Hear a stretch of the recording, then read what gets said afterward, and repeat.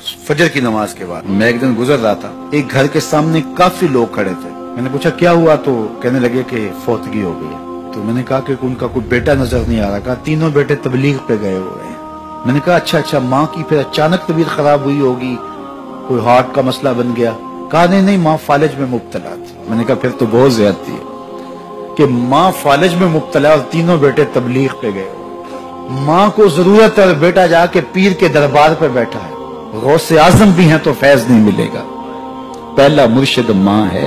मैं बार्सिलोना के एयरपोर्ट पे था, तो वहां कोई अपना हम जुबान मिल जाए बैरूनी दुनिया में तो बड़ा अच्छा लगता है। तो मुझे लगा कि साथ वाले बेंच पे कोई माँ बोली बोल रहा है, तो वो इंडियन पंजाब के लोग थे।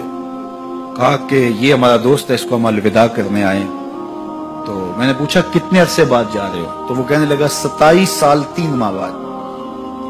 तो मुझे दिलचस्पी पैदा हुई, तो मैंने कहा कि इतना सा? कहा कि बस वो आया था और ऐसा उलझा, कागजात का मसला बन गया, तो अब अल्लाह ने बेहतरी किया तो अब जा रहा हूँ। जब आया था उन फवाने शबाब था और अब तो बुढ़ापा उतर रहा है। और बड़े हसरत भरे अंदाज में कहने लगा पता नहीं मेरे घर वाले अब मुझे पहचानते भी हैं या कि नहीं। 27 साल 3 माह बाद जा रहा हूँ, पता नहीं मेरे घर वाले अब मुझे पहचानते भी हैं या नहीं। मैंने कहा और कोई पहचाने या ना पहचाने, माँ कदमों की आहट से पहचान लेगी। ये मेरे पुत्र के पैरों की आवाज लगती है। तो वालिदैन की खिदमत करेंगे तो सरखुरू होंगे, माँ बाप की बेअदबी करेंगे तो कभी भी आप सरखुरू नहीं होंगे। तो वालिदैन की रिजा को अल्लाह की रिजा समझो। रिजाउल्लाह फी रिजाउल वालिद व सखतुल्लाह फी सखतिल वालिद। वालिदैन की रिजा में अल्लाह की रिजा छुपी है और वालिदैन की नाराजगी में अल्लाह की नाराजगी छुपी है। ये तुम्हारे लिए दीन है। नवाफिल पढ़े जा रहे हैं, लेकिन माँ बाप को जरूरत है तो उनकी खिदमत नहीं कर रहे। अल्लाह को वो नवाफिल कबूल नहीं है। माँ के कदम दबाओ, बाप के पांव चूमो, तो तुम्हारे नवाफिलों से बेहतर तुम्हें जब वो दुआ देंगे, अल्लाह अपनी रहमतें तुम्हारे ऊपर नाज़िल कर देगा। तो उनकी खिदमत करो। एक शख्स जहाद का इज़्न लेने के लिए हुजूर की खिदमत में आया, हुजूर मैं जिहाद पे जाना चाहता हूँ। कितनी बड़ी बात है, छठा रुकन है इस्लाम का। लेकिन आका करीम क्या बोलते हैं, अहय्युन वालिदा का, क्या तेरे वालिदैन जिंदा हैं? काला नाम, का जी हुजूर जिंदा है। काला फफी है मा फजाहिद, कहा जा उनकी खिदमत कर, यही तेरा जिहाद है।